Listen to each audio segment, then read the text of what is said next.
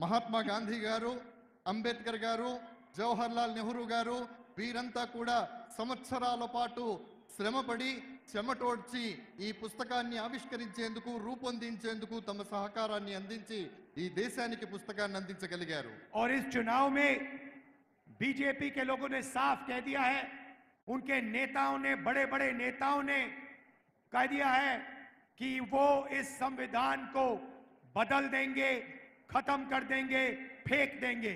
స్నేహితులారా, ఇప్పుడు జరిగేటటువంటి సార్వత్రిక ఎన్నికల్లో భారతీయ జనతా పార్టీకి చెందినటువంటి పెద్ద పెద్ద నేతలు, గొప్ప గొప్ప నేతలు పెద్ద పెద్ద వేదికల మీద ఈ రాజ్యాంగాన్ని సమూలంగా మార్చేస్తామని, ఈ రాజ్యాంగాన్ని తీసేస్తామని బహిరంగంగానే చెబుతూ ఉన్నారు. ये चुनाव दो विचारधाराओं के बीच में है. इंडिया अलायंस, राहुल गांधी, मल्लिकार्जुन खड़गे जी, रेवंत रेड्डी जी कहते हैं कि इसको बचाना है, इसकी रक्षा करना है. ఈ దేశంలో ఎన్నికలు ఇప్పుడు రెండు సమూహాల మధ్య జరుగుతున్నాయి. ఒకటి ఇండియాకి సంబంధించినటువంటి సమూహం, అందులో రాహుల్ గాంధీ గారు, మల్లికార్జున్ ఖర్గే గారు, మీ ప్రియతమ ముఖ్యమంత్రి రేవంత్ రెడ్డి గారు వీరంతా ఉన్నారు. వీరేమంటున్నారంటే ఈ పుస్తకాన్ని పరిరక్షించాలి, ఈ రాజ్యాంగాన్ని పరిరక్షించాలి అంటూ ఉన్నారు. और नरेंद्र मोदी, अमित शाह, आरएसएस के नेता कहते हैं इस किताब को बदल दिया जाए, इसको फेंक दिया जाए. నరేంద్ర మోడీ గారు అలాగే ఆర్ఎస్ఎస్ మిత్రులు ఏమంటున్నారంటే ఈ పుస్తకాన్ని సమూలంగా తీసేయాలి, ఈ పుస్తకాన్ని పూర్తిగా మార్చేయాలి అంటూ ఉన్నారు. हम इस किताब की रक्षा करेंगे. कोई भी शक्ति इस किताब को डैमेज नहीं कर सकता है, खत्म नहीं कर सकता. మేము ఈ రాజ్యాంగాన్ని పరిపూర్ణంగా పరిరక్షిస్తాం. ఏ శక్తి కూడా ఈ రాజ్యాంగాన్ని మార్చడంలో కానీ సమూలంగా తీసివేయడంలో కానీ ఏమాత్రం సాహసించలేదు. भाई और बहनों, आपका जमीन का हक, आपको जो आरक्षण मिला, आपको जो सरकार में रोजगार मिलता है, पब्लिक सेक्टर, वो सब इधर से आया है. దేశంలో మీకు ఏవైతే సౌలభ్యాలు దొరుకుతున్నాయో, భూమి దొరికిందో, పథకాలు దొరుకుతున్నాయో, ఈ రోజు మీరు ఒక ఓటు వేసేటటువంటి అర్హత కూడా కలిగి ఉన్నారో అదంతా కూడా కేవలం ఈ రాజ్యాంగం ఉండడం వల్ల మాత్రమే సాధ్యమవుతోంది. नरेंद्र मोदी चाहते हैं कि सारी की सारी राजनीति 22-25 लोगों के फायदे के लिए हो. నరేంద్ర మోడీ గారు కేవలం 20-25 మందికి మాత్రమే ఈ దేశంలో ఉన్నటువంటి ప్రయోజనాలన్నీ చేకూరాలి అనుకుంటూ ఉన్నారు. उन्होंने पब्लिक सेक्टर को, सरकारी कंपनियों को प्राइवेटाइज किया. వారు దేశంలో ఉన్నటువంటి పబ్లిక్ సెక్టార్ అంటే ప్రభుత్వ రంగ సంస్థలన్నిటినీ కూడా ప్రైవేటు పరం చేస్తూ ఉన్నారు. क्यों किया? रिजर्वेशन को हटाने के लिए किया. ఎందుకు చేస్తున్నారు మీరు ఆలోచించండి. కేవలం రిజర్వేషన్లు నిర్మూలించడం కోసం మాత్రమే ప్రభుత్వ రంగ సంస్థలు ప్రైవేటు పరం చేయబడుతూ ఉన్నాయి. देश में और सरकार में ठेकेदारी प्रथा चलाते हैं. क्यों चलाते हैं?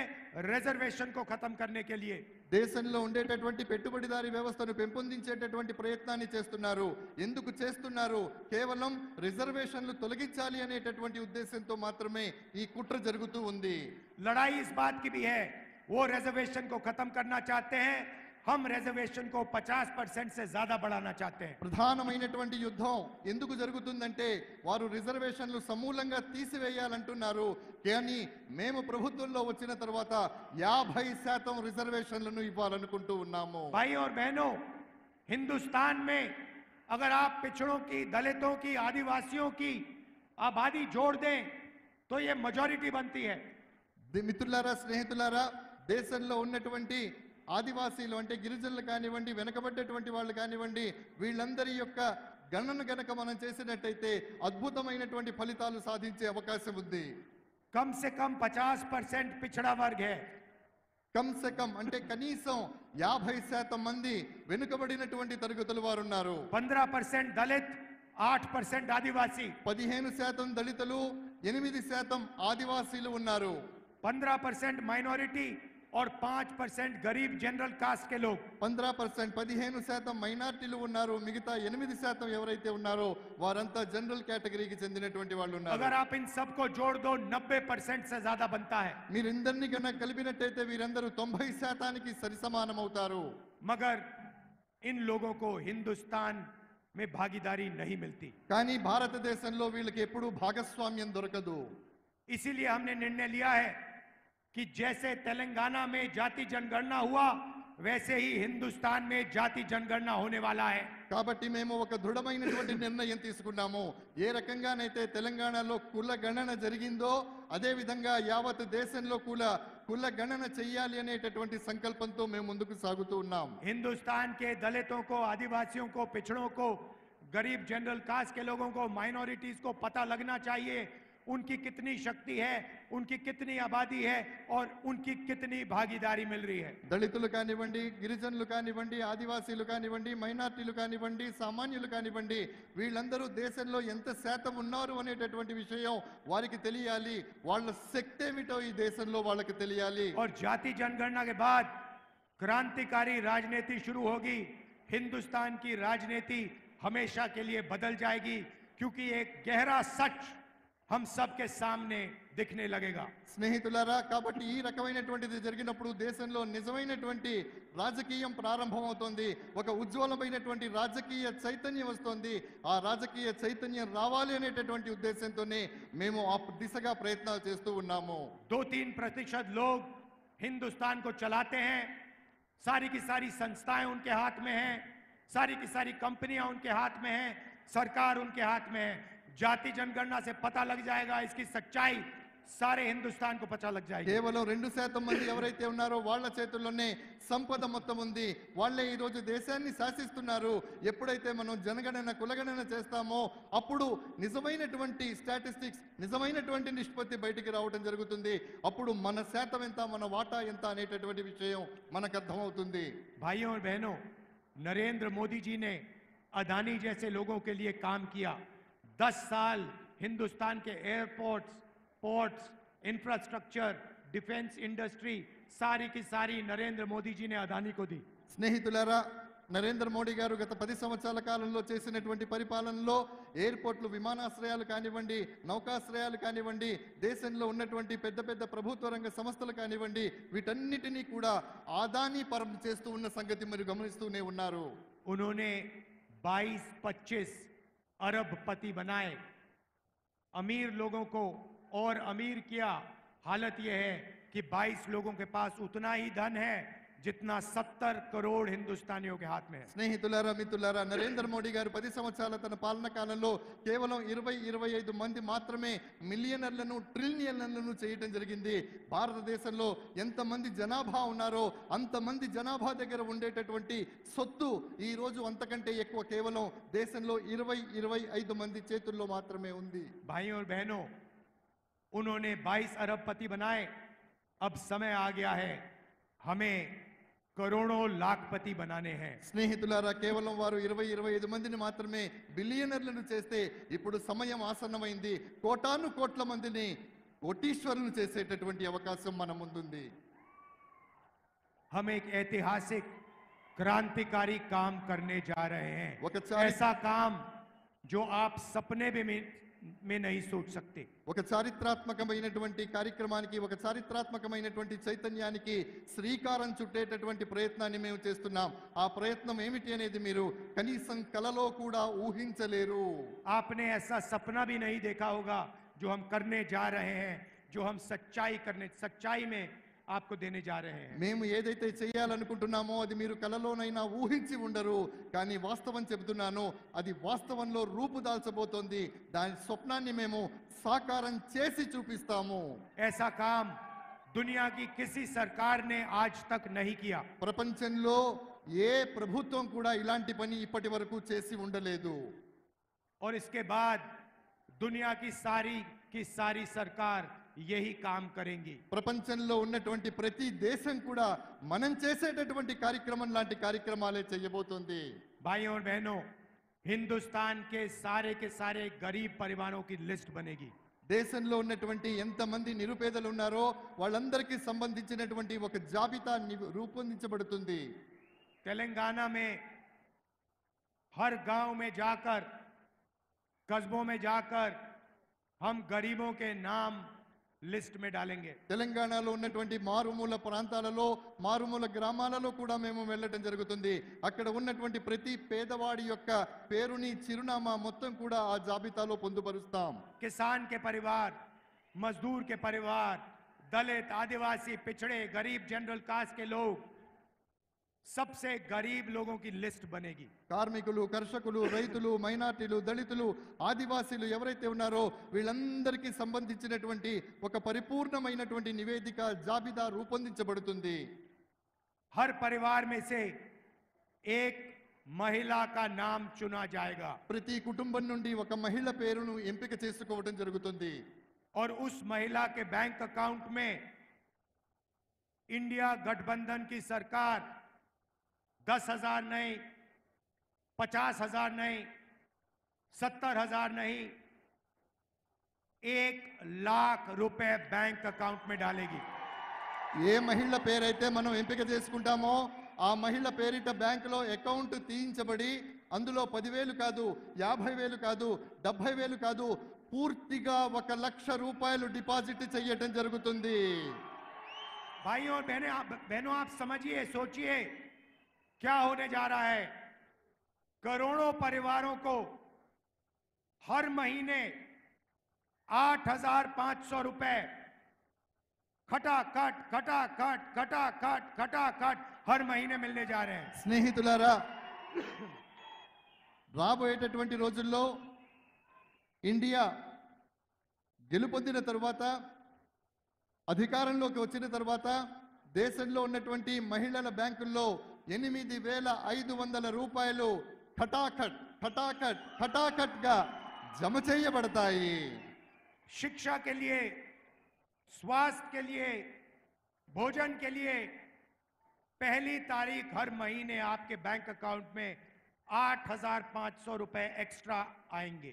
చదువు కోసం, వైద్యం కోసం ప్రతి నెల 8,500 రూపాయలు మీ అకౌంట్ లోకి రావటం జరుగుతుంది. महिलाओं के बैंक अकाउंट में ఆడవాళ్ల, మహిళల యొక్క బ్యాంక్ అకౌంట్లలో एक झटके से हिंदुस्तान में, तेलंगाना में गरीबी को हम मिटा देंगे। ఒక్క దెబ్బతో దేశంలో, తెలంగాణలో పేదరికాన్ని సమూలంగా నిర్మూలించటం జరుగుతుంది. उसके बाद होगा क्या, मैं बताता हूं। आपके बैंक अकाउंट में पैसा आएगा, आप उस पैसे को खर्च करोगे। దాని తర్వాత జరగబోయేది ఏమిటో నేను చెప్తాను. మీకు బ్యాంక్ అకౌంట్ లో డబ్బులు పడతాయి, వాటిని మీరు ఖర్చు పెట్టేస్తారు. आप शर्ट, पैंट, दवाई, ये चीजें खरीदोगे। మీరు ప్యాంటు కొంటారు, షర్టు కొంటారు, వైద్యం కొంటారు, ఇంకోటి కావాల్సినటువంటి మందులు, మాకులు కొనుక్కుంటారు.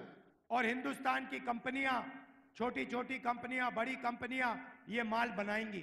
భారతదేశంలో ఉన్నటువంటి చిన్న చిన్న కంపెనీలు మీరు ఏవైతే కొంటారో ఆ సరుకుని తయారు చేస్తాయి. जैसे ही वो कंपनियां ये काम करना शुरू करेंगी, आपके बच्चों को उन्हीं कंपनियों में रोजगार मिलेगा। ఎప్పుడైతే ఈ కంపెనీలు తమ ఉత్పత్తిని ప్రారంభిస్తాయో అప్పుడు మీ పిల్లలకు అదే కంపెనీలలో ఉద్యోగ అవకాశాలు దొరుకుతాయి. एक प्रकार से हम हिंदुस्तान की अर्थव्यवस्था को जंप स्टार्ट कर रहे हैं। ఒక రకంగా చెప్పాలంటే భారతదేశపు ఆర్థిక వ్యవస్థను మనం అప్పుడు ప్రారంభించబోతున్నాం. मगर हम वहां नहीं रुकेंगे। కానీ మేము అక్కడే ఆగిపోము. नरेंद्र मोदी ने करोड़ों युवाओं को बेरोजगार बनाया। నరేంద్ర మోడీ గారు కోటాను కోట్ల మంది యువకుల్ని నిరుద్యోగులుగా చేశారు. नोटबंदी अदानी के लिए की, गलत जीएसटी अदानी के लिए की। నోట్బందీ అంటే నోట్ల రద్దు ఏదైతే ఉందో అది అదానీ గారి కోసం చేశారు. పెద్ద నోట్లను నిర్మూలించడం అనేటటువంటిది కూడా వారి ప్రయోజనం కోసమే చేశారు. अब हम एक नई योजना ला रहे हैं, पहली नौकरी पक्की। మేమిప్పుడు ఒక కొత్త యోజనతో అంటే పథకంతో వస్తున్నాం. పహలీ నౌకరీ పక్కి అంటే మొదటి ఉద్యోగం పక్కా, అది లెక్క. मतलब 1 साल के लिए इन कंपनियों में, पब्लिक सेक्टर में, प्राइवेट सेक्टर में, सरकारी अस्पतालों में, सरकारी ऑफिसेज में हिंदुस्तान के सारे बेरोजगार युवाओं को हम अधिकार देने जा रहे हैं। 1 साल की नौकरी, बेहतरीन ट्रेनिंग और 1 साल में 1,00,000 रुपए आपके बैंक अकाउंट में। మిత్రులారా, ఏ రకంగానైతే చెప్పడం జరిగిందో అంటే ఈ కంపెనీలు ప్రారంభించిన తర్వాత అందులో యువకులకు, అది ప్రైవేట్ సెక్టార్ కావచ్చు, పబ్లిక్ సెక్టార్ కావచ్చు, అందులో ఉద్యోగం ఇవ్వడం జరుగుతుంది. 1 సంవత్సర కాలం పాటు వారు సంపాదించుకోవడానికి ఒక చక్కటి మార్గాన్ని నిర్దేశించడం జరుగుతుంది. भाइयों और बहनों, इंडिया की सरकार, इंडिया गठबंधन की सरकार 4 जून को बनेगी। స్నేహితులారా, ఇండియా సర్కార్ అంటే ఏ సంఘటనతో అయితే మనం పోరాటం చేస్తున్నామో ఎన్నికల్లో, సార్వత్రిక ఎన్నికల్లో, ఆ ప్రభుత్వం 7వ తారీఖు జూన్న వ్యవస్థీకృతం అవుతోంది. గట్టిగా ఒకసారి చప్పట్లు. 30 लाख सरकारी नौकरियां हैं जो नरेंद्र मोदी ने आपको नहीं दी. 30 లక్షల ప్రభుత్వ ఉద్యోగాలు ఉన్నాయి. వాటిని నరేంద్ర మోడీ గారు మీకు ఇవ్వలేదు. 15 अगस्त तक हम इन पे कार्रवाई करके ये जो नौकरियां हैं आपके हवाले शुरू कर देंगे, देना शुरू कर देंगे. స్నేహితులారా, 15 ఆగస్టు అంటే స్వాతంత్ర దినోత్సవం రోజు నాటికి 15 ఆగస్టు నాటికి ఈ ఉద్యోగాలు ఏవైతే ఉన్నాయో ఆ ఉద్యోగాలన్నిటినీ కూడా భర్తీ చేయటం జరుగుతుంది. भाइयों और बहनों, किसानों को नरेंद्र मोदी ने खूब तंग किया. మిత్రులారా, రైతులను నరేంద్ర మోడీ గారు చాలా వేధించారు. अरबपतियों का कर्जा माफ किया, किसानों का कर्जा माफ नहीं करते. కోటీశ్వర్లు ఎవరైతే ఉన్నారో, మిలియనర్లు ఎవరైతే ఉన్నారో వాళ్ళందరి యొక్క రుణాన్ని మాఫీ చేశారు. కానీ రైతుల రుణాలను మాత్రం మాఫీ చేయలేదు. हमारी सरकार आएगी, पहला काम किसानों का कर्जा माफ होगा. మా ప్రభుత్వం వచ్చిన వెంటనే మేము చేసే మొట్టమొదటి పని ఏదైతే ఉందో అది రైతుల యొక్క పరిపూర్ణమైనటువంటి రుణమాఫీ చేయబోతున్నాం.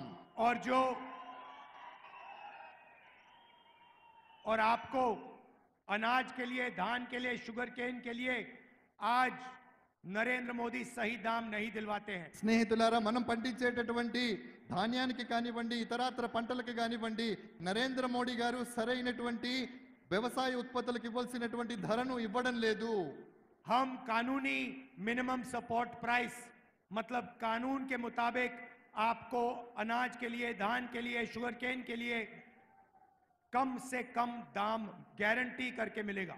చట్ట పరిధిలో మేము ఖచ్చితంగా మీరు పండించేటటువంటి వరకు కానివ్వండి, చెరుకుకు కానివ్వండి, చట్టబద్ధమైనటువంటి మద్దతు ధర ఖచ్చితంగా ఇప్పించి తీరుతాము. भाइयों और बहनों, मजदूरों को आज मनरेगा में 2250 रुपए मिलते हैं. స్నేహితులారా, మన్రేగా పథకంలో భాగంగా ఈ రోజు కార్మికులకు 250 రూపాయలు దొరుకుతూ ఉన్నాయి. सरकार आने के बाद उनको 400 रुपए मनरेगा के लिए मिलेंगे. అది వచ్చి ప్రభుత్వం వచ్చిన తర్వాత మన్రేగాలో భాగంగా 400 రూపాయలు కార్మికులకు ఇవ్వడం జరుగుతుంది. और जो आशा और आंगनवाड़ी में महिलाएं काम करती हैं उनकी आमदनी हम दुगनी करने जा रहे हैं. ఎవరైతే ఆశాలో ఉన్నారో, అంగన్వాడీలో పనిచేస్తున్నటువంటి మహిళలు ఉన్నారో వాళ్ళకు వచ్చేటటువంటి సంపాదన ఏదైతే ఉందో దాన్ని మేము రెట్టింపు చేస్తాము. గట్టిగా చప్పట్లు కొట్టండి బా. भाइयों बहनों, मैं आपको साफ बताना चाहता हूं. స్నేహితులారా, సోదర సోదరీమణులారా, నేను మీకు స్పష్టంగా చెప్పాలనుకుంటున్నాను. एक लाइन में मैं आपको इंडिया सरकार के बारे में बताना चाहता हूं. కేవలం ఒకే ఒక పంక్తిలో, ఒకే ఒక లైన్లో, ఒకే ఒక వాక్యంలో నేను ఇండియా ప్రభుత్వాన్ని గురించి నేను చెప్పాలనుకుంటున్నాను. जितना पैसा नरेंद्र मोदी जी ने हिंदुस्तान के अरबपतियों को दिया है, उतना ही पैसा हम हिंदुस्तान के गरीब लोगों के बैंक अकाउंट में डालने जा रहे हैं. ఎంత సొమ్మైతే నరేంద్ర మోడీ గారు, ఎంత సొమ్మైతే నరేంద్ర మోడీ గారు కోటీశ్వర్లకు, ధనవంతులకు, కుబేరులకు ఇచ్చారో అంత సొమ్మును మేము పేదల యొక్క బ్యాంకు అకౌంట్లలో వేస్తాము. अंत में अंबेडकर जी का संविधान है, गांधी जी का संविधान है, इसकी हम सबको मिलकर रक्षा करनी है. స్నేహితులారా, నేను చేతిలో పట్టుకున్నటువంటి పుస్తకం ఏదైతే ఉందో అది అంబేద్కర్ గారు రాసినటువంటిది, గాంధీ గారి స్వప్నం. కాబట్టి ఆ పుస్తకాన్ని, ఆ సంవిధానం అంటే ఆ రాజ్యాంగాన్ని పరిరక్షించుకోవాల్సిన బాధ్యత ప్రతి భారతీయుడి మీద ఉంది. रिजर्वेशन की रक्षा करनी है, पब्लिक सेक्टर की रक्षा करनी है, किसानों, मजदूरों, बेरोजगार लोगों को की रक्षा करनी है. రిజర్వేషన్ల ఫలితంగా రిజర్వేషన్లను మనం కాపాడుకోవాలి. అదే విధంగా కార్మికుల్ని కాపాడుకోవాలి, కర్షకుల్ని కాపాడుకోవాలి, పేదవాళ్ళని కాపాడుకోవాలి. ఇవన్నీ కాపాడుకోవాలంటే మన రాజ్యాంగాన్ని మనం కాపాడుకోవాలి. तेलंगाना में रेवंत रेड्डी जी हैं, कांग्रेस पार्टी के नेता हैं. తెలంగాణ రాష్ట్రంలో రేవంత్ రెడ్డి గారు కాంగ్రెస్ పార్టీ యొక్క నాయకులు, మీ ముఖ్యమంత్రి. हमारी पूरी टीम यहाँ पे आपके लिए काम कर रही है. మా పరిపూర్ణమైనటువంటి టీం ఏదైతే ఉందో మొత్తం ఇక్కడ తెలంగాణలో మీకోసం పనిచేస్తుంది. 30,000 रोजगार दिए आपको. 3,000 మంది మీకోసం పనిచేస్తూ ఉన్నారు. 500 रुपए का गैस सिलेंडर, 500 రూపాయలకు మీకు గ్యాస్ సిలిండర్ దొరుకుతుంది. 10 लाख रुपए का हेल्थ इंश्योरेंस, 10 లక్షల రూపాయల యొక్క హెల్త్ ఇన్సూరెన్స్, ఆరోగ్య బీమా, महिलाओं को फ्री में बस ट्रांसपोर्ट, ఆడవాళ్లు తిరగడానికి ఉచితంగా బస్సు సౌకర్యం, 200 यूनिट फ्री बिजली, 200 యూనిట్ల ఉచిత విద్యుత్తు, రైతు భరోసా का पहला इंस्टॉलमेंट रिलीज किया। రైతు భరోసా ఏదైతే ఉందో మొదటి వాయిదా మొదటి ఇన్స్టాల్మెంట్ ఏదైతే ఉందో దాన్ని విడుదల చేయడం జరిగింది। और पोडू जमीन पोडू लैंड की इशू को रिजॉल्व कर रहे हैं। ఏదైతే పోడు భూముల సమస్య ఉందో దాని దిశగా కూడా ఆలోచించి దానికి కూడా సత్వర న్యాయం చేయబోతున్నాం। 15 अगस्त तक आपको 2 लाख रुपए का लोन वेवर मिल जाएगा। 15 ఆగస్టు నాటికి 2 లక్షల రూపాయలు మీ అందరికీ కూడా దొరుకుతాయి। यहाँ पे हमारी टीम काम कर रही है। दिल्ली में मैं आपका सिपाही हूं। ఇక్కడ మీ టీం పనిచేస్తూ ఉంది, ఢిల్లీలో నేను మీకు సైనికుడిలా పహారా కాస్తూ ఉన్నాను। जो भी तेलंगाना की जनता को जरूरत होगी मैं आपके लिए दिल्ली में करने को तैयार हूं। తెలంగాణకి ఏది అవసరమో నేను ఢిల్లీలో మీకోసం చేయడానికి సిద్ధంగా ఉంటాను। आप सबका दिल से धन्यवाद करता हूं कि आप यहां आए, इतने प्यार से आपने मेरी बात सुनी। మీ అందరికీ మనస్ఫూర్తిగా ధన్యవాదాలు తెలియజేస్తున్నాను। ఇంత ప్రేమగా మీరు ఇక్కడికి వచ్చారు, నా మాట విన్నారు। नफरत के बाजार में मोहब्बत की दुकान खोलनी है। जय तेलंगाना, जय हिंद। దేశపు బజారులో ప్రేమ అనేటటువంటి దుకాణాన్ని తెరవడానికి మేము వచ్చాం। మీ అందరికీ ధన్యవాదాలు।